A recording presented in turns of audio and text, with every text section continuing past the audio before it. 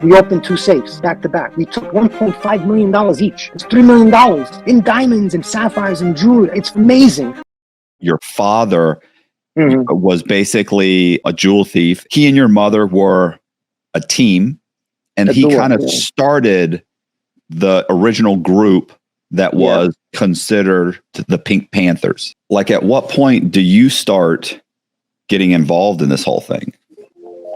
Yeah, me more when I was younger, like 5, 6, 7, 8. My father's friends, he's like, hey, you want to learn how to pick a lock? So he shows me a lock, and I'm like, 6, 7 years old. I'm like, of course. So you showed me how to pick a lock at 6, 7, 8. And I got interested. He gave me my first pick lock, my set.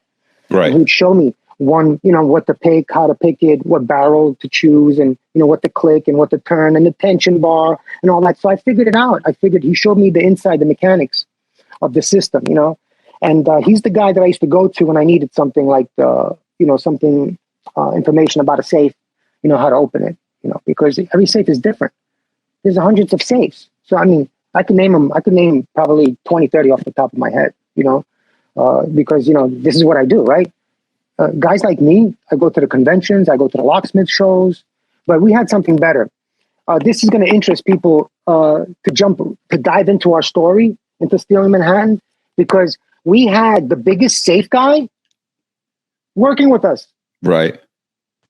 In the fucking world. The biggest safe guy, the guy that owns the biggest, best safes in the world, is working with us. How crazy is that? That's going to come out in part 2. But do you understand the magnitude of this? The guy that builds the safes, that sells the safes to the companies that need to be insured for $100 million, works with us. Right.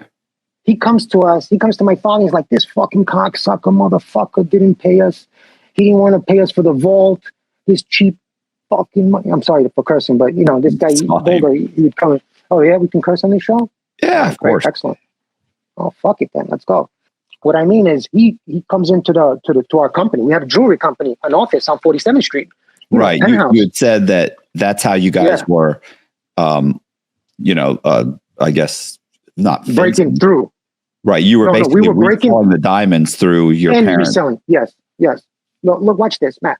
The office was not only a place where we fenced the stuff, but it was also a point where I can get into the backyard at nighttime. Right. Because, okay, let me explain something to you. These are all buildings on 47th Street.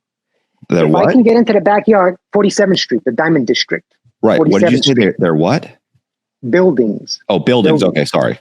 Yeah, tall buildings. I think like 5 stories and up. 5 stories is the smallest, right? And I'm in one of these buildings that are 5 stories. And I go to the roof of this building, and that's how I break out to the backyard. And if I'm in the back, you're not supposed to be in the backyard. It's 47th Street. If I could get into the backyard, this is the nucleus of 47th Street and 48th Street, these 2 streets. So now I'm inside of these blocks where there's nobody. There's only air conditioning units, electrical, things, gizmos, stuff for that they have for the building, and it's very dangerous back there. It's not made for people to walk. It's not made. It's a backyard. I have to describe it a little bit better. We need to get some pictures because this diagram is in Manhattan. So picture Rockefeller Center, right? The block next to Rockefeller Center, that street right there, and there's hundreds of jewelry diamond stores. Okay, hundreds. Each store is worth, $1 million, 10 million, 5 million. Each one of these companies has a value, and this is where we broke into this nucleus, this stem. It's like we found, when you find a diamond mine or a gold vein or something. There you go. We found a golden mine on these streets, and I was the only one that was going out at nighttime, looking through the windows of these companies, and I would immediately see a punch safe, the safe that I could open in 16 seconds. So Matt, you think I wouldn't do it immediately? You don't think I would stretch those bars? If there's any bars on the window, I would use a jack, like a BMW car jack, and I would stretch the bars. And then I would open the window with a screwdriver, heavy duty screwdriver, a crowbar, and the alarms would be running. The alarms would be running. These guys are not going to get there in 5 minutes. I'm in and out in a minute. Right. And this isn't a residential area, so nobody's going to come out of the house. No, it's not a residential area. It's a commercial area. That's what I forgot to tell you. It's all commercial. There's no residence. Nobody lives there. It's a desert, desolate. Nobody lives on these streets. This is all commercial. So when was the first time? When was your first heist? When did you first get? I was like 15 years old. 15. I became I made $1 million. My first heist. So I became a millionaire officially like 15 years old. So how did that work? How'd you find the place? How'd you? Yeah. This was something that I was already. My father and we already spoke about what I was going to do, and he wanted to put me down on one of his jobs, to work with his guys. And I was like, all right, let's do that. My mom was totally adamant that she didn't want me to be with these guys. Something could happen. I could wind up in jail. I could get killed. I could be in the trunk of a car. Who the fuck knows anything? This life is crazy. Right. You're dealing with psychopaths. And you're dealing with crazy people. In this world, right? So she was scared, and she says, "Let me show you something. Come with me, to New York, to the city." I was living at that time in New Jersey. Okay, so my mom takes me to New York City, and I go with her, and she's in a mink coat. Always in a mink coat, beautiful blonde, green eyes, like gorgeous woman. And here am I, this young 15-year-old. I'm sprouting. I'm playing tennis, good-looking kid, nice everything, and I'm there with my mom. And that truly puts people at ease because we're not criminals. Right. So we can go anywhere. So I go to this company, and it's an Indian company. My mom goes there to buy some gems. And she didn't say anything to me. She just showed me this place. She already knew what I was thinking. So as soon as I went there, because I was already scoping out jobs for my dad, I was already going with my mom, and that's what I was doing probably, for like, as soon as I came back from Europe. I came back from Europe 15. So this is like maybe like 5-6 months later, down the road, because I didn't get to do what I wanted. So like 5-6 months later, so I'm like 15 and a half. But during that time, because I just came back from Europe, we just moved back from Europe. And we moved to New Jersey. So from New Jersey, we're going to New York. And during this time, I was helping my mom scope out jobs. It was easier for her to go, with me, us together. So my mom was showing me the district, and that's how I got familiar with 47th Street. They had an office there, not one. They had 6 offices at one time, six different offices. So like 2, 3 on 47th Street, 1 on 46th Street, 1 on 45th, 1 on 48th or something, So these were all offices that we used not to resell out of, but to use to burglarize, to steal from other commercial companies. Okay, right. So that whole district is commercial. I was the only one that would stay there overnight. I would sleep in my office. Okay, I would stay there, and at night I would go out and I would know where every cockroach would sleep because I'm the only one that knows that terrain. Nobody knew that terrain better than me. That's why, you see, this is why I did like over 300 heists in my life, because I was not only doing my crews, I was working with Albanians, I was working with Italians, I was working with everybody, Russians, whoever wanted to do a heist. They needed me to get into the 47th Street. So the first heist? The first heist was India Gem Company. India Gem Company, and it was like 45th, between 45th and 46th Street. And I do it with this guy named Pecco, another guy, young guy that was in college, a professional soccer player. And he was a good athlete. My father puts this crew together. It was just us 4. That's it. And I do this job. It was pretty heavy because there were stones. And I had to go back and forth like, 2-3 times, and the cops got involved the third time. How'd you get into the place? Oh, through one of the offices that we had keys. We didn't have we had keys. This was a different office, but we had keys to the front adjacent building. Office, the one next to it. Yeah, no, well, we got into the backyard from 46th Street, okay? And from 46th Street, this is like the way we go in and go out. This is our exit and entry point. This is maybe like 15 buildings down. This is 15 buildings, 20 buildings down. So it's in the middle of the block. This is where I leave. This is where I come out, and this is where I go in. Now, I have to make my way all the way to 5th Avenue. I'm between 5th and 6th Avenue, 45th and 46th Street. So I'm in this backyard, and I have to make my way to the building that I entered into a window, like a bathroom window. And I opened the window, and I got into the hallway, interior staircase, and I got up to the top floor where the India gem place was.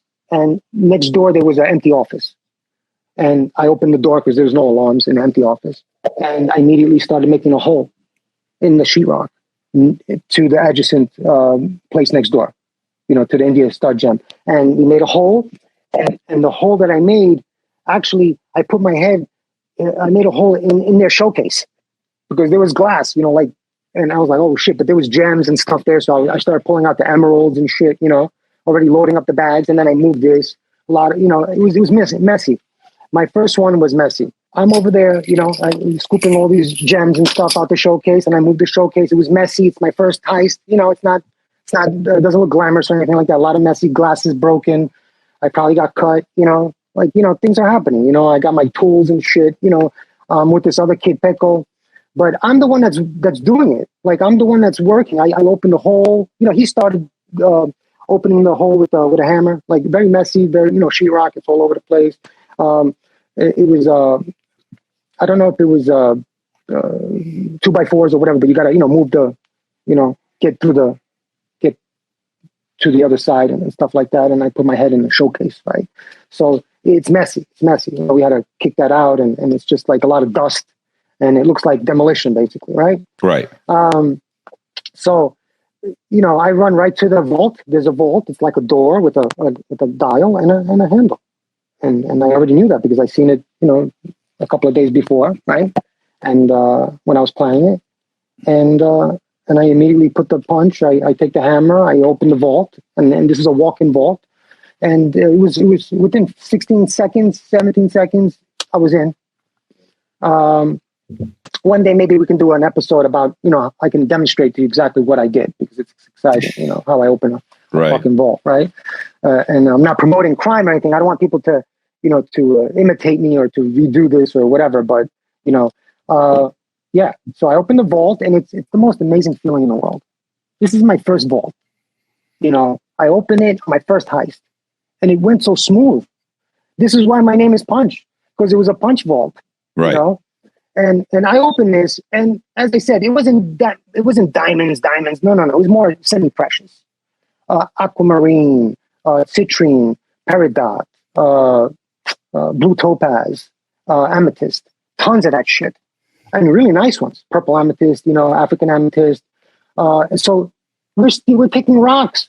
So, we load up 2-3 bags each, as many as we can carry. I think I had 2 bags at that time. And the way I do it is I put it around my neck, the handle part, and I open it like this, and I'm dumping. I'm dumping everything out of the safe, out of the vault. And everything is in like these little containers and shit, packets.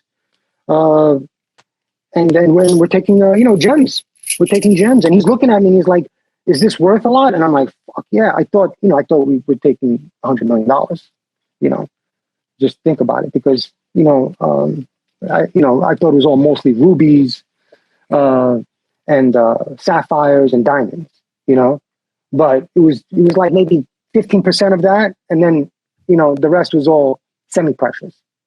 But that's how we started Gemstones Trading. So here we are with 6 big duffel bags filled with gems. And we have a company on 45 West 47th Street. That's a perfect front for this merchandise, because we already had a company on 33 West 47th Street in Alley's Exchange, and we kept that, and we get this other office, and this is what starts part two, and this whole excitement and this whole the $1 billion heist and all that started from there, because we had this gemstones trading front, and we started with that merchandise from my first heist. You know, it came from me. Not my dad, it came from me. And my mom and dad started selling, and me also, you know, I started selling gems to all the manufacturers on 47th Street. And that was my first heist. My second heist was probably like 7 months after that, you know. But I was doing other things, assisting people with their heists. You know, I was working other jobs, but I wasn't actually, you know, until like 6, 7 months later, because I had all this money. And I had a fight with my dad. I tried to give some gifts to my girlfriend, you know, and he wasn't having it. You know, he was like, no. And I couldn't get the money from my father, basically, because I was still a young punk kid, right? Right. And I'm living at home, so now I move out. Now I'm on the run. I'm on the run, you know. And I'm on the run, and I'm in New York City. I'm in Manhattan now. I leave. I have a fight with my dad. That's why I didn't do a heist for like 6, 7 months, because my dad and we had a fight because I couldn't get paid. I'm like, can I get my equal share like everybody else is getting? Right. He's like, fuck no. He's like, you're a fucking 15-year-old kid. What the fuck are you going to do with millions of dollars? Are you fucking stupid? Are you going to fucking bury us all? Like, you know, he's like, what are you going to buy? A fucking Ferrari? Like, what's wrong with you? You know, he wanted low-key. Me, I wanted to show off. I wanted to be somebody with my friends, you know, and hey, look what I did. So I had a whole bunch of these, you know, these guys from South Hackensack. It's like Sopranos and shit, you know, growing up in that area. And they were doing credit card fraud back then, you know. So I was like, I'm already a criminal. I do fucking gem heists. But they didn't believe me. You know, that's something that people can't fucking fathom until you get arrested, right? You know, so there you go. I started getting arrested, and I started becoming a real criminal. And I started going against my dad. Me and my dad were like enemies at one point. I had my own crew, and we wanted to kill each other. Yeah, like really, like we were really, like he had my money, you know, and I had this guy that was influencing me, a really bad character in the book. His name is Momo, and he brainwashed me to go against my father. And it's like, it's a fucking crazy story, man. And this guy kidnapped me and all this shit, but you know, yeah. So I broke away from my crew, from my father's crew, and I go with this guy, Momo. And we're just going crazy, you know, doing heists. How old were you then? Robbing. I was what? I was 18, 19. Yeah, 18, 19. Yeah, 16, 17. Wait, hold on. 16, 17, 18, like that. 17, 18. 17, 18, yeah, with this fucking guy. And he was a gangster, you know, he was somebody that people like looked up to. My father pulled him in when he had problems, and he was in my house, you know, like before I went to Switzerland to school and stuff like that. And he was just a bad influence, and you know, he was like, you know, he made me go against my father, basically. He's like, go get your fucking money. Tell your father you want your shit. Don't let your father, you know. And I thought the grass was greener on the other side. Right. And family's always the best. You know, they always have the best intentions, but I didn't understand that back then because I was a kid doing heists, and I'm thinking that, hey, I brought you this money. You know, I brought you these millions. I mean, it's millions of dollars because if you resell it, you know, imagine, you know, we're getting full fucking retail for this shit. Right. So it's not like, you know, you understand what I'm saying? I'm paying the criminals that are working with me. I'm giving them peanuts. You know, they're getting 20, 30,000, 50,000, you know, whatever. But we're making all the money. So all the heists that have been happening that were going on, like it all goes to my dad, it all goes to us, and we sell it all, you know. But yeah, that my first heist was exciting. That it's enough to do one movie just from that one heist, you know. So I had a lot of like beef with my dad. Me and my dad were, you know, bumping heads, man. You know. So what happened with this guy that you said you went off with when you were roughly 17, 18 years old? What were you guys doing? Same thing or smaller heists? Like how were those working? No, we were stealing heists from my dad, and like we were scumbags. Yeah, we were fucking like we were bad, really bad. Like we were the bad version of what things were going on because we used guns. This guy would hurt people. He used violence. He's just a bad character, and I didn't know what I was getting myself involved because I was a young kid, you know. Yeah, 17, man. You know, I just turned 16, 17. Yeah, 17, 18. Yeah. He was like, you know, like, remember I told you I didn't do drugs or anything till I was like 23? Right. He was heavily in drugs. He was involved, you know, with cocaine, with stuff that I used to see everything, but I never did it, you know? And he was just a bad influence, you know, a bad influence. So, you know, I left my family. I left my dad. I left to be with this fucking person, right? And we're running around doing scores and robbing drug dealers and all the scumbag shit. Like, he was a scumbag criminal. He was nobody. My father made him into somebody, you know? So he was a purse snatcher from California, basically. You know what I mean? You know, in and out of LA County jail and stuff. Like, you could imagine, you know, a thug, you know? So my father kicked him out the crew, and it was bad. It was bad because he didn't like that, you know? My father threw him out like a piece of garbage that he was, you know? And he didn't have any respect. He didn't have any respect for us. So how long did that go on before you got back in with your dad's crew? Not long. I got not long. Not long at all. He had disappeared on us, this guy, because everybody was looking for him. Everybody wanted to fucking whack him. You know, they wanted to fucking kill this guy because he was so bad. Not just me, it was everybody, you know. So he was like a ghost. He would come in town, do a heist, leave again. But what happened is he kidnapped me. I did a heist with these two other kids, these two other guys I put down. And he walked in the door when we were splitting the goods. I couldn't believe it. You know, it was like, it was like a movie, you know.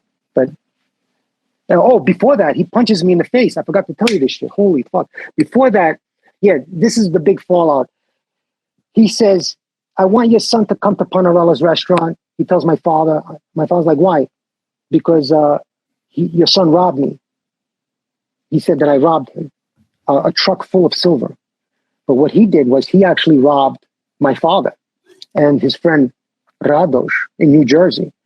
And he knew that this guy was in Europe, but in the guy's, what is it called? Garage was like $1.5 million worth of silver coins. I mean, you need a truck. You need a whole truck, a van to move all this shit. It was this coin heist that we just did. All silver coins. Morgans, you know what I'm talking about? Silver Americana coins, like the big, right. You know, yeah.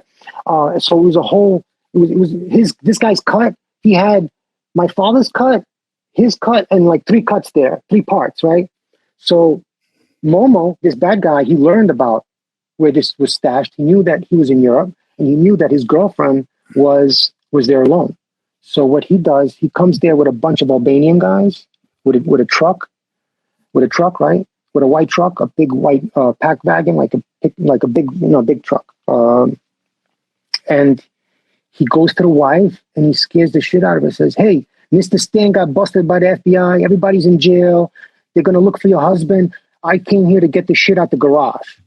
He knew to say that, and she immediately opened the garage and he fucking took all the $1.5 million worth of silver. And my father doesn't know this. Radosh doesn't know. Nobody fucking knows. And he calls my father back saying that I stole the silver from him, that he stole. But the wife knew he did it, right? Yeah. She said Momo came here and picked up the silver, but my father thought that I was involved. Oh, okay. He put my name in it like I was involved because he said, "Your son stole it. He was my partner. He told me about this and I screwed him." And it was just not true. You know, he just used my name. So he's like, "I want to see your son in Panerella's." And of course, I'm going to come. And so when I came there, but what he did was he didn't want to pay those 3 Albanian guys that he was with. So he had somebody steal the truck. Like they sat down to a restaurant, Montezuma's, and the truck was parked like where you can see it, but you can't run to it because it's too far, right? Right. And there was this guy with a hat, right? In a hoodie or whatever that got in and just drove away. And they were like, "Oh, who's fucking driving away with the truck?" And they're like, "It's fucking Punch. Motherfucker, it's Punch." So Momo was saying it's me. So now I drove away with $1.5 million worth of silver, and these Albanians need their cut. You know, bad Albanians. These bad fucking, they're like murderers, you know, so you don't want to have any parts with these guys. Right. So remember, Momo is a persona non grata. He has no ground to walk on. So he's using all the bad elements in New York, all these bad people to attach himself to because of who he was and who he ran with. And he's like, yeah, I'll get you paid. Just come with me, hold me, back me up, So the Albanians were his backup. They paid for the truck, they paid for the rental, they paid for this because this guy's a scumbag. And he organized it like I did it. He always blamed somebody else. He was very Machiavellian. And he would do anything to get revenge on my father, on me or whatever. So he calls me to the restaurant. And I'm over there with the Holmes guys, with these guys that I have from home security, which is very important. And they drive me there and they drop me off. And Momo sees me there and the 3 Albanians. And he has a rolled up newspaper like this, like a sawed off shotgun. Like he had one of those Mad Max shotguns, right? Sawed off. And he had that in there. And he sees me. And no, not yet. As soon as he sees me, as soon as I come, he's, hey, Punch, how are you? Hey. And he punches me right in the fucking nose, right here. Right? Busts my lip, right in front of everybody. This is, there's tables outside, seats outside. This is a nice fucking restaurant. This is between 84th and 85th on Columbus Avenue called Panerella's. And there's people eating spaghetti and linguine and fucking calamari and shit, right? And this guy just fucking punches me. Bam! Right in front of everybody. And I'm bleeding and my lips are cut and I'm like, what the fuck?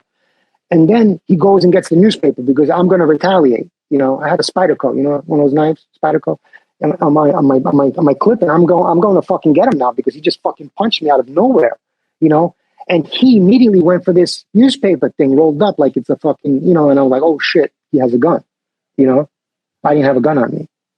I'm coming there for a meeting. I'm not allowed to have a fucking weapon. Right. He's there with 3 fucking Albanians. They jump up. So I fucking, I maneuver and get the fuck up out of there. I'm like, why the fuck did he punch me? Like, I don't know what the fuck is going on. Right. This guy just punches me for no reason. Just imagine I just meet you for the first time and I just fucking punch you right in the face. You're going to be shocked, And this guy, this is what he uses. He uses the element of surprise, shock, And I learned a lot from this fucking guy. I learned a lot of bad things from him, But yeah, so that's the last time I seen him until he walked in the door like 3 months later when I was doing the heist with these guys. And these guys, they bring him there. They bring my enemy. Do you say they brought him there? Yeah, they brought him. They brought him to this place in New Jersey where I was dibbing up. Like I just did a heist with these guys. I put these guys on, not knowing that in the background, Momo's planning to fucking get me. So they bring Momo, and I'm over there like, fucking digging up the jewelry, the goods and everything, right? Right. Because we just pulled off a heist that night. I'm in their place in New Jersey. I'm still having problems with my dad, you know what I mean? Because of Momo. I'm still like halfway here, halfway there, right? And what happens is that these guys, Nenad, these two, one guy's a karate dude, one guy's a boxer, right? So I put these 2 guys down with me because they're strong, they're athletes.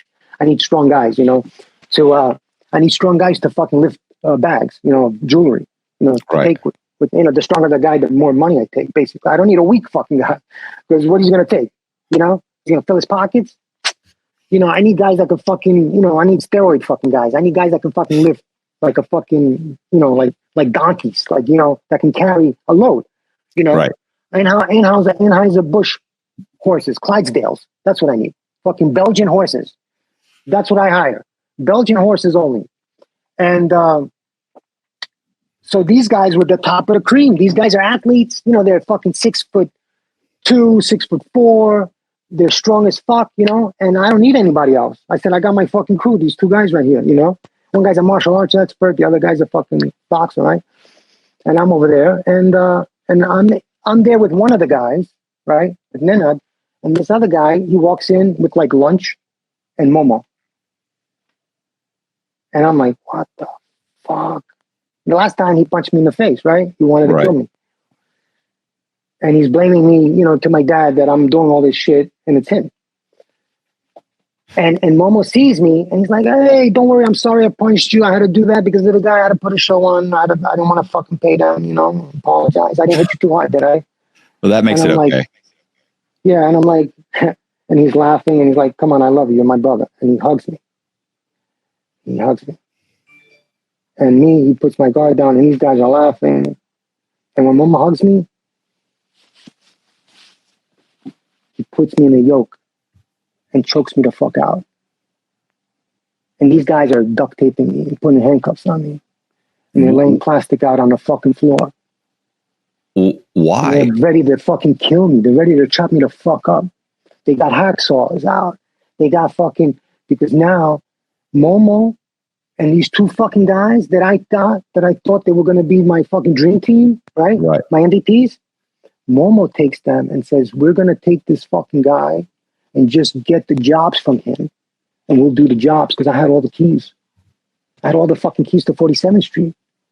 You know, I broke away from my dad. I got my own shit. I got keys to my father's shit. I got keys to everybody's shit.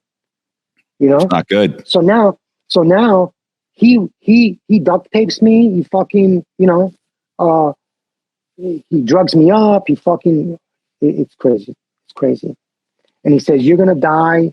They're going to find you like a dead junkie in the Hudson River. They're going to find me in the Hudson River, like with needles and shit in me. You know what I mean? Yeah. And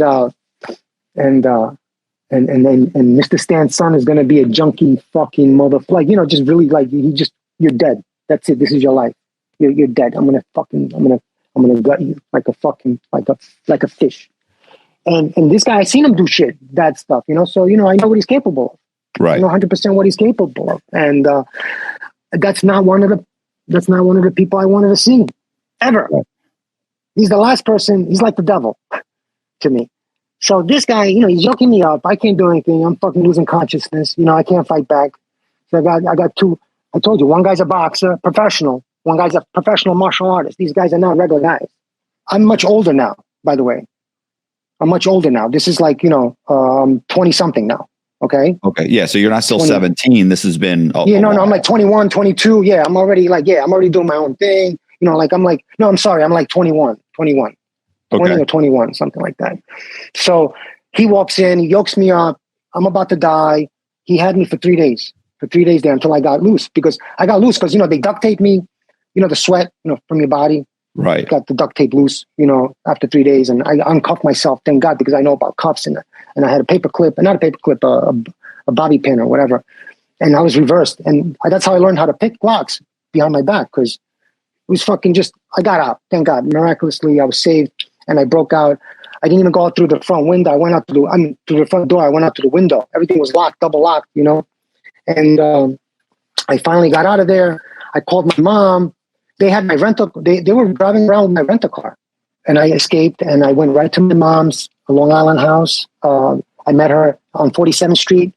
And I went home to get a gun, to get a 357 Magnum to go kill him. Right. And I jumped. Now she's in Long Island, so now I'm in Long Island. I got the gun. She didn't want to give me the gun. I'm like, give me the fucking gun. Give me the gun. Give me the gun. I got the gun, and I go and wait for him because he took all my keys and he's about to do a heist on my father's office, on our office. I don't know which one. We have 6 offices, so I don't know which one. But I go to the one where we have, you know, I know it's more than $1 million in the safe, right? Right. And but there's another safe that we have in another office that has even more money. So I don't know which one he's going to choose, but I'm there on 47th Street and I'm waiting. And I was going to do something that I never did before. You know, I was going to kill a man, you know. Right. As soon as I see him, I didn't give a fuck. I had it planned. I was going to pull the trigger as soon as I see him and just fucking pop him right there. And whoever's with him, he just had me kidnapped for 3 days. He was injecting me with drugs. And he's saying he's gonna kill you, right? He was also saying he was gonna dump your body. Yeah, he was gonna pull my teeth out with ply. He was gonna torture me. He was gonna cut my toes off. Oh my God, crazy shit.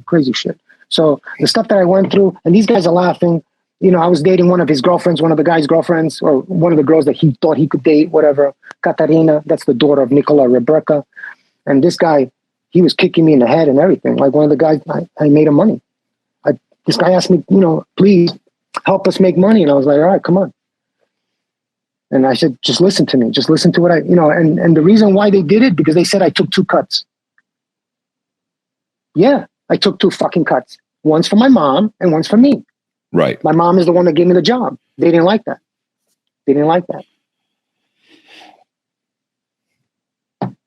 They didn't like that. So Momo said, oh no, he's going to rob you. You know, they brainwashed these guys. So in the end of the day, Momo robs them also. You know, when I come out of jail, they're begging for me to forgive them for what they did. You know, that's part 2 of the book. Okay, well, when you get out of jail, you said you went and got a gun. What happened? Oh, well, yeah, I got arrested, but not for a body or anything like that. I got arrested because I went, after that, I couldn't find him. I was there for a couple hours. I don't know. I missed him. I did not see him. You know, it was a miss. And I went uptown to get some money, to collect some money that was owed to me. And I get arrested with the gun. So I have a gunshot. I'm in Rikers Island. Okay. You know, and how long were you in jail? And maybe just like 3 days or something like that, 3-4 days, you know, until they found out and I got bailed out or whatever, because I was on an alias. Was I on an alias? Yes, I was an alias. So I had a gun charge with an alias. And, you know, that's serious in New York, in Manhattan. If you have a gun, it's a felony, and it's a violent felony. This gun was defaced. The serial numbers were off, and hollow points, and yeah. So like, you know, I got a charge, you know, and that's, you know, a gun charge. So that's one of the cases that popped up later when I was doing time. This gun charge, you know, it prevented me from doing the shop camp that 50 Cent did. Right. You know, yeah. So this is what threw me out. He was getting thrown out the same day I was getting thrown out for the gun, but he had a pistol, a cap pistol. So he was allowed to do the program. Me, they sent me to big boy prison, you know. So I go to Attica. They'd send me to Attica, you know, with a 1 to 3. But so what happened after you got arrested? You got out. The guy's still. Yeah. Mm-hmm.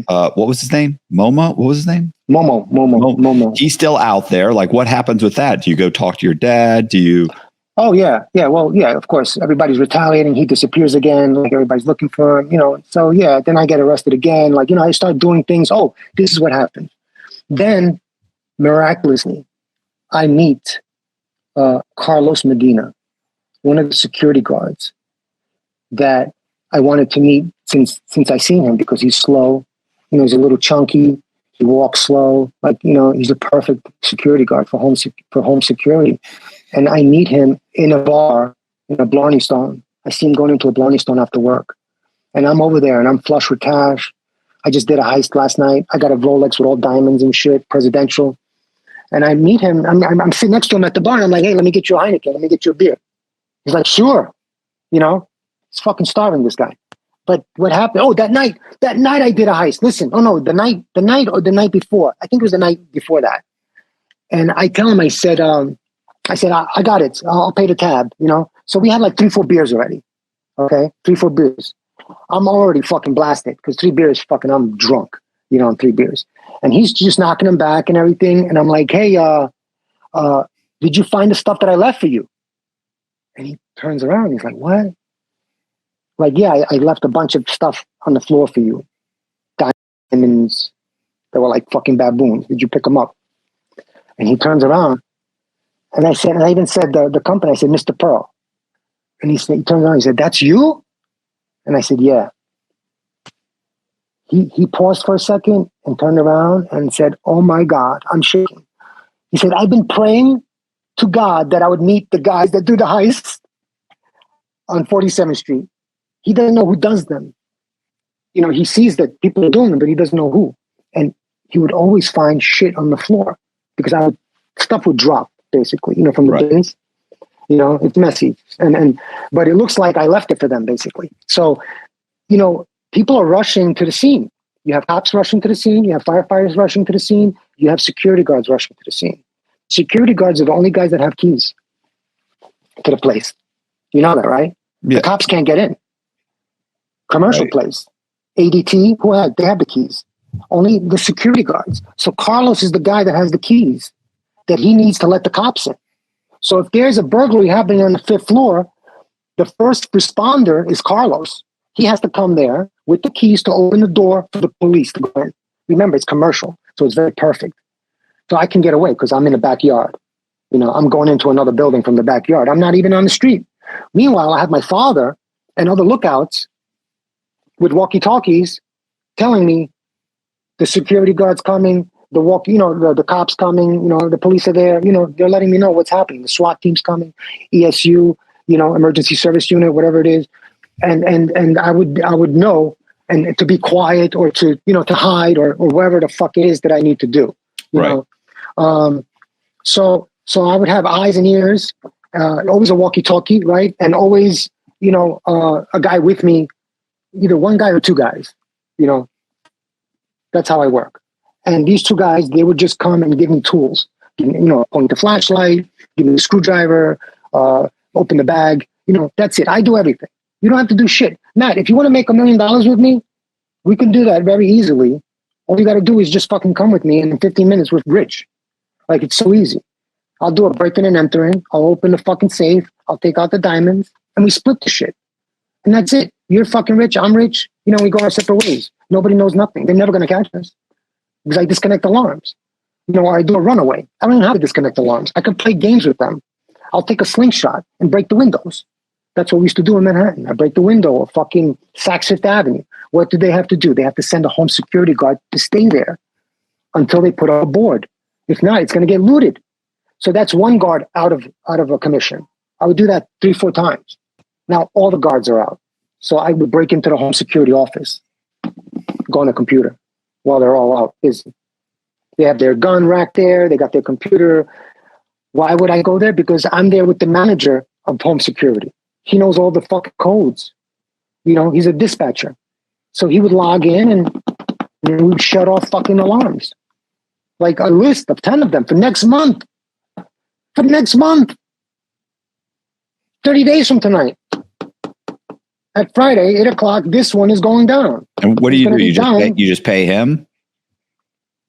No, he's part of the crew. He's part of the crew. This is one of the guys that I was working with. These are guys that I brought to my father. My father would never hook up with these guys because my father's not American. I'm American. I'm born here. My father's born in the kingdom of Yugoslavia. You understand what I mean? Yeah. He speaks with an accent. He could never connect with these guys. There would never be a connection like that. Me, I was the nucleus that made it all happen because I brought a fucking home security guard to my father. And that was the biggest gift that I brought him. And that caused us to disconnect alarms, to have information, to get keys, to duplicate keys, and to pillage. And we did what we wanted to on 47th Street. We're the kings of 47th Street. Not only that, we had a safe guy, the guy that creates vaults and safes on 47th Street. If you're going to make a safe or a vault, you're going to buy from him. So he's able to basically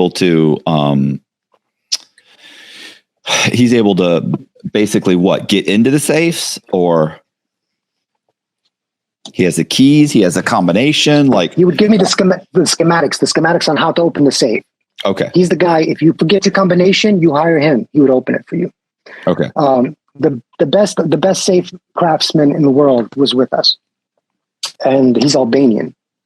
We're all familiar with Albanians when it comes to crime, right? They're prolific. Whatever they do, they're prolific. Okay. Me, I come from a Serbian background. Whatever they do, they're prolific. I mean, just look at Novak Djokovic, the tennis player. That's called inat. That's what my father does. Just look at the basketball player from the Nuggets, Nikola Jokic. He's the MVP. He's Serbian. He's from my country. He's from my town. That's what he has, inat. So just picture guys like that on my crew. So I got boxers. I got wrestlers. I got karate guys. I got guys that are athletes, gymnasts, guys that are physically, I got ex-military guys. Ex-military. Now I got 100 ex-military guys that were in military, and they know when I tell them that I need this, and this done, I can shout at them and scream at them, and they got it. They program that. They're not going to fuck it up. They know what to do. So this was perfect. It was a perfect storm. What was the most audacious one that you pulled off? The one that I did, and I left $15 million in cash, $23 million in cash, some shit. Front page on the papers. It said, stupid burglars take 1 million, 2 million, leave 13 or 23 million behind or some shit like that. 1993. We robbed 55 Exchange, the world's largest exchange. I'm going to give you two stories. Yeah, I was going to say, how did you get in? How'd you get into that one? How'd you come across that job? Okay, this one guy gave us this job, the guy that does the safes. Okay. He went to them and he was like, you need to upgrade your vault.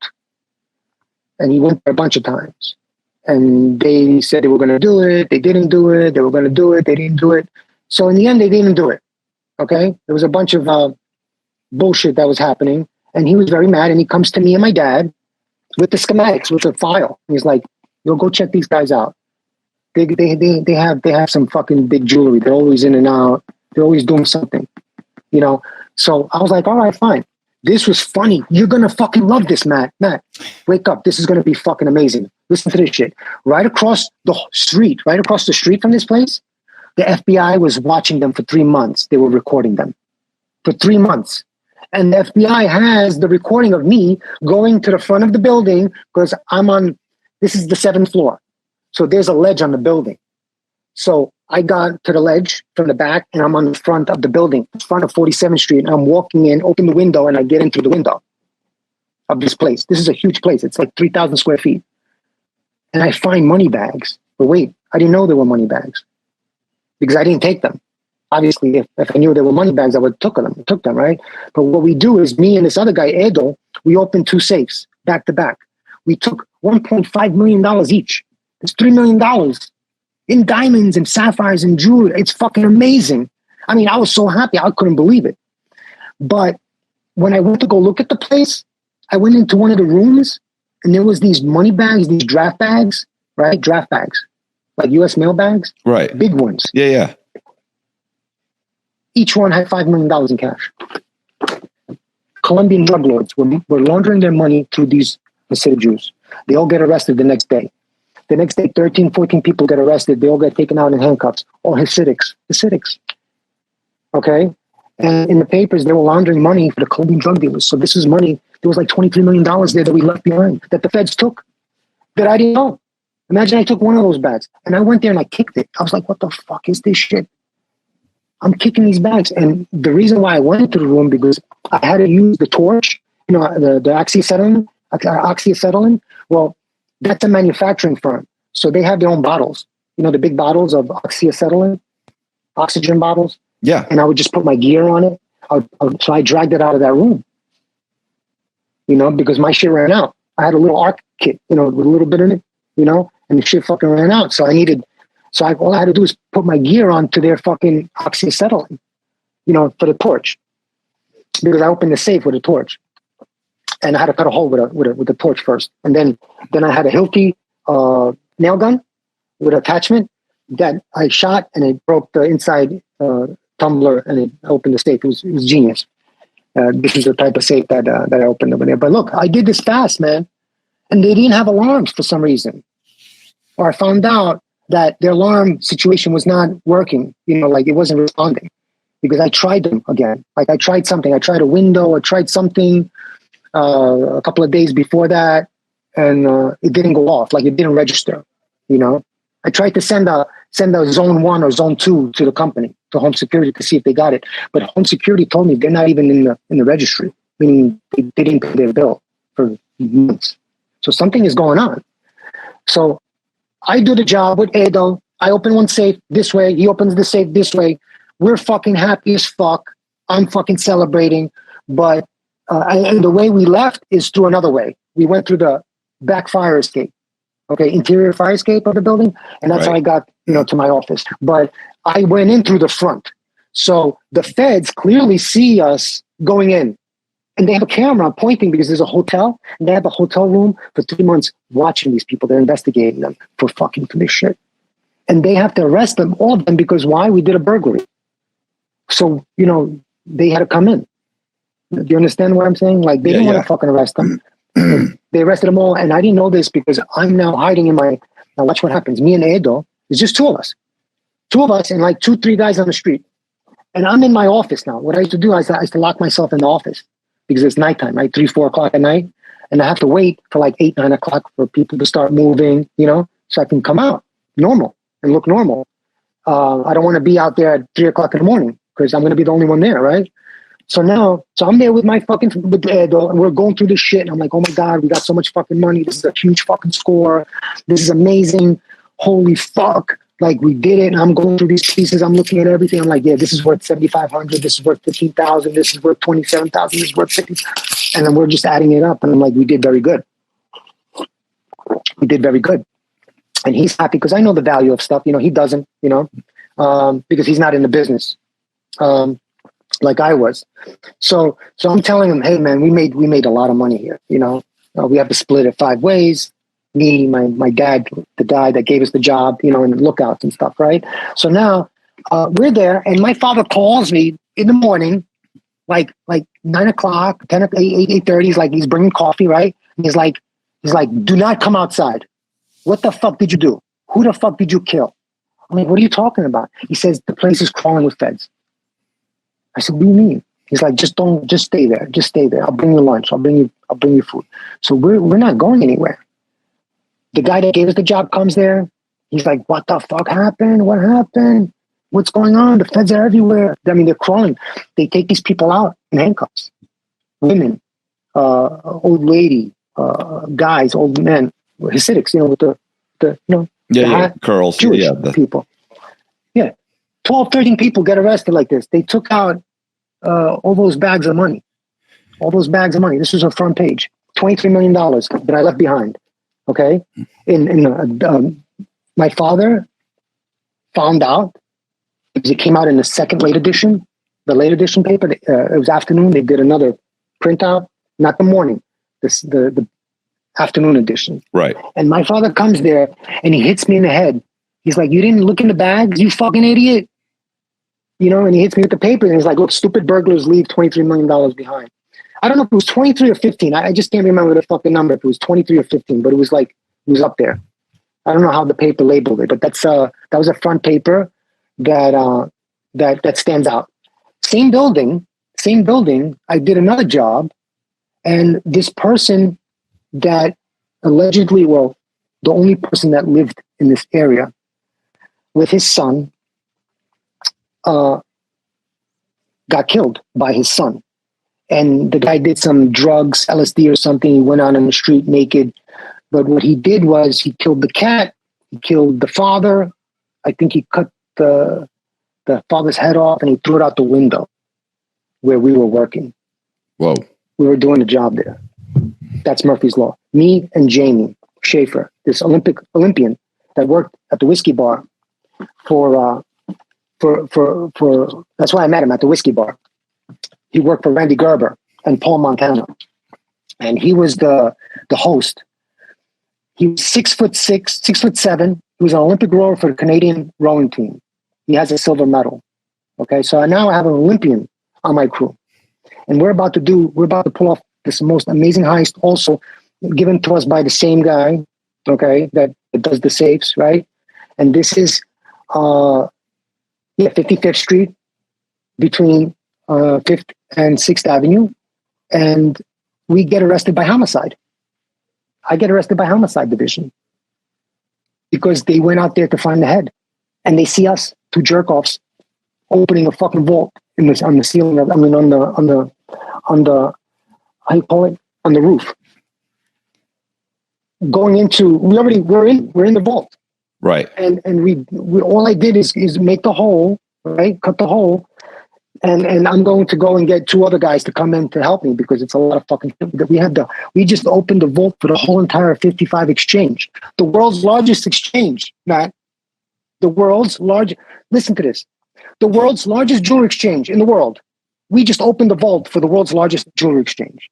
And you get arrested by homicide. I'm getting by homicide because there was this guy, the only guy that lives there, lost his fucking shit and killed his dad. And threw the head out the window. And the homicide detectives are coming there to fucking retrieve the head. And they fucking bust us. And I have the article for you. It says, head, cat, and bird found dead in the backyard. Burglars get arrested. It was a crazy fucking story. But that's that Murphy's Law that I was telling you about. And the reason why, because I was too cocky.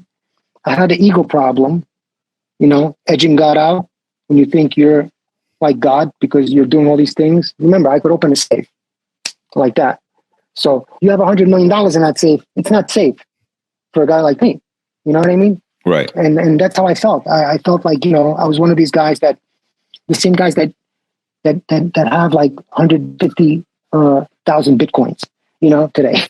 They feel like they can do whatever they want because they did something in their life. They bought it cheap. They got it for pennies, and that's how I felt. Like I felt like this little king of New York, that I used to do whatever I wanted to do because I had the diamonds, I had the goods, I made the money, I made things move. What did the homicide detectives say? They fucking couldn't believe it. Like they just could not believe that we were fucking doing a fucking heist during this murder. And they're like, what, you guys didn't see us? And the thing is that because I said I had an ego problem, I had to go get another walkie-talkie, but I was lazy. My father said, you better have that walkie-talkie because that covers that 6th Avenue street, that lookout. And I forgot to get it. It wasn't charged. Like I didn't charge it or something. So it wasn't working. A Motorola, you have to charge it, right? Right. And I didn't have eyes on that side. So I didn't know that these guys were fucking there. And I thought, you see, because I was there with Jamie Schaefer, the Olympian, and we just fucking completed a hole on the roof of this exchange, right? And we're inside the fucking vault. All we got to do now is get the stuff, is go there, go inside the vault and grab the shit, and right? And I see that, now I have one of those, the battery packs with the light on it? It's a battery, like a big 12 volt, 13 volt, I don't know what it is, like a big battery pack with a spotlight. I have that shining into the hole. And I turn around and I see somebody pop their fucking head out from behind the air conditioning unit. Like this, like, I'm like, what the fuck? That scared the shit out of me. I'm like, somebody's playing games. I'm thinking it's one of my father's friends playing games with me. I'm thinking it's Zoran, and it wasn't. Fucking 13 cops jump up. 13 cops, man. One here. They had fucking, like, it was an assault team.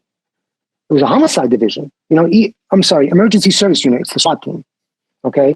So when I got arrested by the SWAT team, I got beat up by them really bad. I thought I was going to die back there, And my friend, Jamie Schaefer, the Olympian, he got attacked by the dog and he gets a flashlight, a mag light in his back. They broke his vertebrae or some shit. They messed him up, man. They really messed him up. And I thought, they pulled us up by our ears and they threw us over a fucking ledge. And I thought we were going to die. These guys were not playing games with us, and not friendly at all. Not friendly at all. But you ever get arrested by violent cops? No.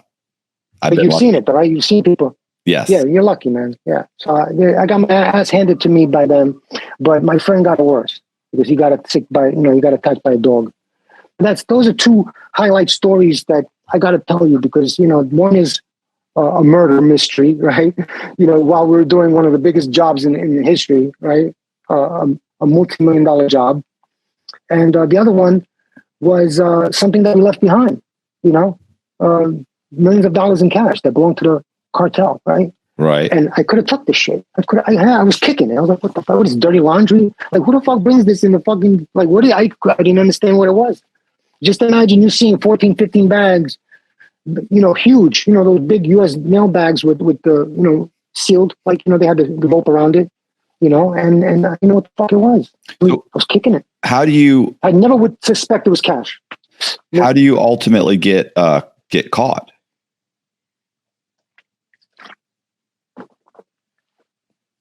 How I got caught? By Joe Keenan, this cop, Major K Squad. He came to my office and caught me. When I did this is how he caught me. I wore blackface to look dark, right? To change my appearance. And when I broke into home security with Munchie, with my partner, I had a Daytona diesel vest, a leather vest, expensive vest, like, Daytona diesel racing. It's a Daytona diesel, Florida. And it looked like Mickey Rourke or something would wear it, one of those. And I had that on, stupidly, ego, during the heist. And they had a video of that.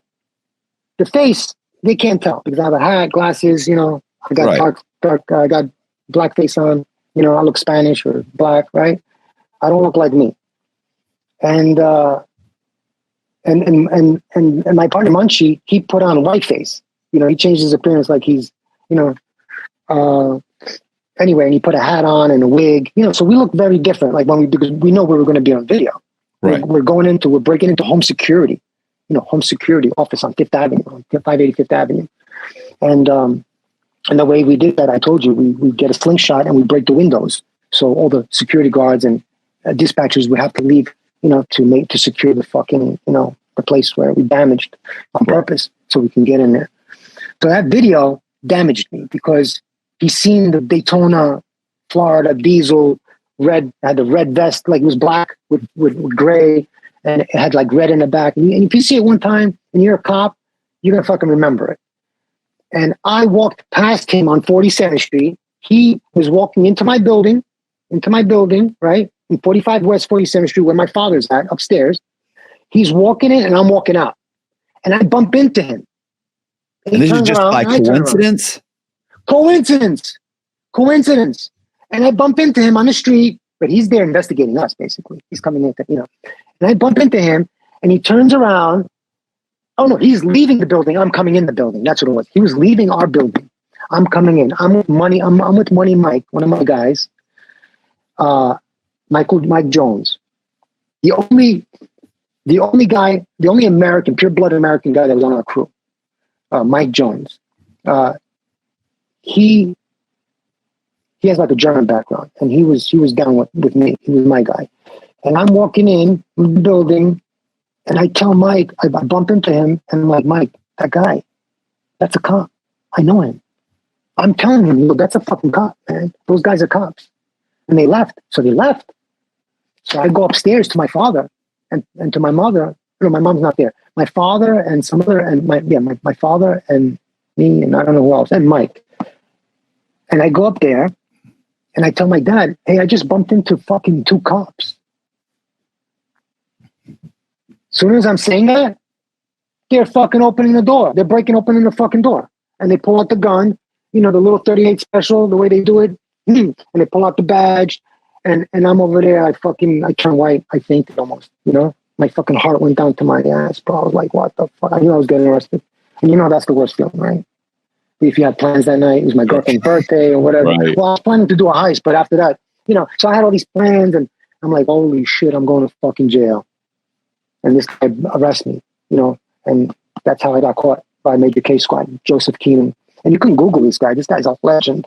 I mean, he only arrests people that do Pink Panther type shit, you know, crimes, you know, expensive paintings, you know, $12-13 million artifacts and shit. Like this guy's, he's what you call Joe Keenan, Major K Squad. This is One Police Plaza. They have their own division. They had a division for me. They basically made a division just for us. You know? So what I was one of their biggest guys they got. Right. So he caught you for just one of the burglaries. No, I got a stack load of for everything. They blame me for everything. Okay. Everything, yeah. He wanted to put at least like 20, 30 heists on me. So what happened? What did they say to you? They come in. I was fighting. I was fighting. No, I was fighting. You know, I had Ronald Rubenstein and Nick Carrazzo. You know, and then, you know, I was fighting it. I was going to trial, you know, and I told you, I got a 1 to 3 for a bunch for like 5-6 of them put together, you know, and I copped out. I got a 1 to 3. Actually, I wasn't even supposed to do 1 to 3. I was only supposed to do 2 months. 2 months. But I did what you did, and I caught a charge while I was on probation. So I caught that gun charge. That gun charge, right? The one I just told you, that's the one. That's the one that was fighting my case. It's from 89 to 94. I go to jail 94. So I was on the run the whole time. So you took a plea. Different aliases and stuff. Mm-hmm. So you took a plea because I understand that we've spoken before, but people that are listening to this or watching this don't know what you got. Right. So my plea. Yeah. Right. Go ahead. And what was your plea and how did it fall apart? My plea was 6 months, 5 years probation. It was ridiculous. Right. Okay. I paid attorney 6 months. I already had 3 months in with all that time that I had like going in and out. So I only had to do like 2 months and I would have probably got a time cut. Yeah. 60 days I would have been out. County. Easy. Easy. And I messed that up because Momo kidnaps me and all this other stuff. And that's how I get that gun charge while I'm on probation. Yeah. For the cases, for Joe Keenan's case and all that, everything came together. And you went to what happened with the shock? The shock. Well, I went to jail. I went to jail in 94 and I went to shock. And then the gun charge popped up. They took me out of shock. And then, I thought I was going to. Yeah. It was first, I'm sorry, 6 months, 5 years probation, right? I messed that up with the gun charge that I caught while I was on parole, like not parole, probation, waiting to do my trial. The judge wasn't having it. She was like, look, I have you out here on bail and you mess up again. So now she took back the 6 months, 5 years and gave me a 1 to 3 mandatory upstate, meaning I have to go up north. They're going to shave my head, and I didn't want to do that. Who wants to go upstate? They shave your head. Do they do that everywhere or no? No. Not in the feds. I mean, I've never been to state prison, so. Oh, you haven't visited this. Oh, you're lucky. You're lucky. No. Lucky. Of course. Well, you skated, man. You're lucky, man. You're so fucking lucky. You haven't seen the dungeons that I've been in, man. Holy crap. But we'll leave that for another day. But yeah, they shave your head, they delouse you, they do all that crap, and they put you in downstate. From downstate, they reclassify you, and they send me with 50 cents to shock camp. So I'm like, I still got it good. I'm still going to be out in 6 months. I do 5 months out of that, and I'm going to be out in 1 month, and all of a sudden a gun charge pops up, and now I have to do my time, my official 1 to 3. During that time, feds got me. New Jersey came to pick me up. In New Jersey, I blew trial.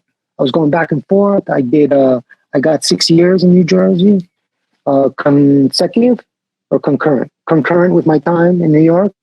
And the feds picked me up. And in the feds, I'm facing life because they have me for some arm trafficking. Sheriff laws, rocket laws, LAWs. You know what that is? Rocket launchers. Oh, rocket launchers. Yeah. A whole container with my fingerprints on it, which is bullshit for the war because, there's a war that started in Serbia and in Yugoslavia. And they said that I sent these from the proceeds from the heist, that I was buying weapons and sending. That's their charge, which is fucking crazy. So I got Robert Wolf, that was my second lawyer, Robert Wolf. Robert S. Wolf is the best federal lawyer you can get. You know who he is. So Robert S. Wolf. Yeah. Very, very, very, very important guy. Saved my life. You get the charges dropped from the feds or what? How does that work? Statute of limitations. Oh, okay. I beat it on statute of limitations. They didn't have enough time to prosecute me on this. So that was good. But I still caught another violent cutting in Notisville. And I was facing 30 years for that because the guy was an informant. He got cut. And you know how that works. So, I beat the case and now I'm facing a violent cutting in Notisville. That happened in 1997. And in 1997, every mobster, everybody that was doing any kind of crime in New York on a large level was arrested in 1997. Giuliani had his reign and campaign. He arrested everybody that was in organized crime, gangs, drug gangs. That's when RICO started heavy. So how much time did you end up doing? 16 years and 5 years parole. So 21 years out of my life, I gave it to the system. 21 years. When did you get out? 16 inside. 2010. 2010. Okay. 2010. I finished parole 2015. I had a parole supervision, intense parole supervision in New York. I transferred it immediately because there's no such thing as parole in Florida. They only have probation. So I was living the life here, man. Since 2010, oh my God. It was a dream. Like, it's another movie. That's another book. That's part 4, basically. But you're going to love that part because I did big things. I did huge things. And I retired. I retired crime in like 2012, 13. 2013, I was out. Like, I was still doing crime while I was on parole. Right. I wasn't a goody-goody until like 2013. So 2013. So I've been 10 years free of crime. Like nothing. I can cross the line. And what do you do now? Today, I'm a visual artist, like the way you said you chose your path when you came out. Right. But I sold my first painting for $4,000. Oh, yeah. Yeah. My paintings don't go for $4,000. I'm in a gallery. Well, I'm a gallery artist, and thanks to a Layer Cake New York, there's another guy that I'm going to introduce you to. His name is Layer Cake New York. He's an artist, Sean Sullivan. He was also in the Feds, Sean Burbage, good friend, brother, partner, and he's the guy that got me in the gallery scene, with the gallery people and stuff like that. So he's doing huge things. Yeah. So Layer Cake New York on Instagram, you could find him. Me, Punch Approved. You could find me, and I'm an artist today. I do murals. I do freestyle art. I'm a freestyle artist. So I do exhibits. I did a bunch of stuff in Dallas, for the Mavericks, for like the stadium over there, and I like doing this. This is my speed. I like anything. I like to create. I do that, and I sell baseball cards, MetaZoo cards, and sports collectibles and stuff like that. I'm living the life. I'm living the dream, man. I love it. Author of a book. The next one's coming out at the end of the year. The movie's coming. I mean, so much potential. I'm going to have a part in this movie if this comes out. I'm going to be Tommy, the character from Joe Pesci from Goodfellas. I'm going to be the real Tommy if I get the part. Well, I got the part. If they do the movie, you see, there's a lot of things happening in Hollywood right now that are not, the writers, all that stuff that's happening. Happens. Yeah. We're going back to the 70s again. It's going to be a lot of game shows and, reality stuff. So it's going to be like that for a while, but they're taking a lot of independent people, which is good. So another person I want to connect you with is Steve Stanulus, a former cop that was a Chippendale dancer, a gigolo, like a Chippendale. Right. Yeah, and it's The Shield and what was it? Sex and the Shield. That's his story. But he's a director and a producer. And sorry. Okay. This guy makes movies. He makes movies. He makes movies, and he's a phenomenal guy, man. He's another person I want you to put in your Rolodex of people that we choose to listen. Our platform is amazing. You have an amazing platform, so I thank you for having me here as a guest. Thank you so much, man. You're a sweetheart. I really like you a lot. Your voice, you're passionate. You're a movie star, man. And I told you that I'm going to cast you in my project. Did I say that? Yeah, you told me that. I want you to be I'll be a bartender, or I'll be the doorman. Something. I'll be one of the security guards that will be walking around. Would you be a cop? Sure. Would you be a cop? Maybe? Make a great cop. There you go. I think you'd be a great cop. No, seriously, because you have the blue eyes and you got the hair, you got everything. You got all the goods. But I want us to promote. Listen, I want us to do our projects. I want us to promote each other. Our platforms are important. I think your voices. You're a beacon of light for everyone. And as I said, I commended you. You hit the ground running. Me, I waited. I had to, finish my parole because that's just how it was. But I was doing phenomenal on parole. I need to write a book on how to survive parole. Parole or things like that. This is something we need to do. But yeah. So what did we get today? We got the first heist, right? We got the two intense heists that happened that stand out from the rest of the crowd. Right. That make it pretty unique. And as I said, this is something Hollywood loves to eat. They love this type of stuff. Especially elusive characters and guys that go through those doors that we're not supposed to go through. So I just love our lives. And I love that we fucked up our lives and we're not. Today, we're completely opposite of what we used to be. Like today, me, I just want to be a better version than I was yesterday. And that's what I thrive every single day is just wake up, give thanks to God, and that I'm still alive. I'm still here breathing because many of my cohorts, many of my people, many of my associates, they're no longer here. I lost my father recently last year. I lost maybe 5-6 good guys in the past 5-6 years, and it's very hard on me because I'm like the last one left. So listen, I have a question for you. Yeah, Gerald Blanchard was a Canadian. He was a Canadian that he was doing credit cards, but he was also breaking into vaults, breaking into banks.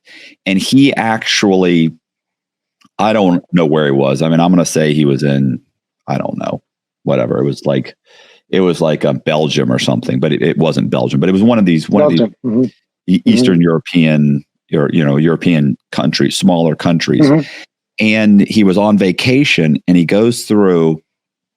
went through a museum. Now the museum was, it was a former castle, because in Europe a lot of the castles they've turned into museums.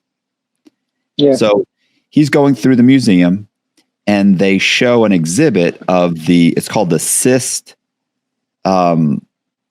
I want to say diamond or something like that. It was this diamond, a huge diamond with a bunch of larger diamonds around it. It was like a pendant, right? And it was loaded onto a little spring that inside of a case.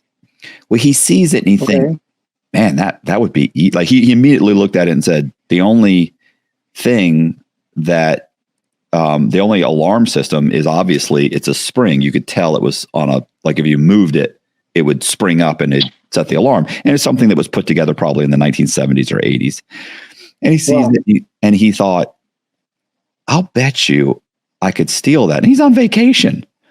So he goes out and he finds someone. Now he also is a skydiver. One of the things he does, because as I'm sure crime is not. What? Go ahead. No, I'm sorry. Go ahead. Crime is not a full-time job. So, it doesn't take 40, 50 hours a week. So you usually have other stuff you're doing, right? Like, I'm committing bank fraud, but I'm also doing sculptures and painting.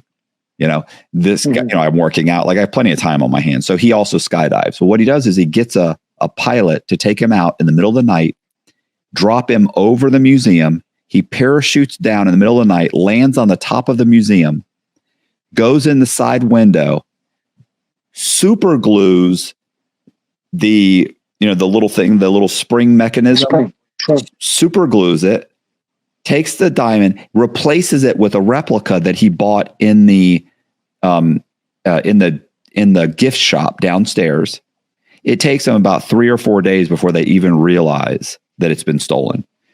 They find the parachute that he used in a garbage can across the street. And it was several years later when he gets busted for something else in Canada. He was breaking into a bank at night, and even his bank jobs were ingenious. He would find banks that were being built. He would go in before the alarm systems were set. He would cut in all of these fake holes and things.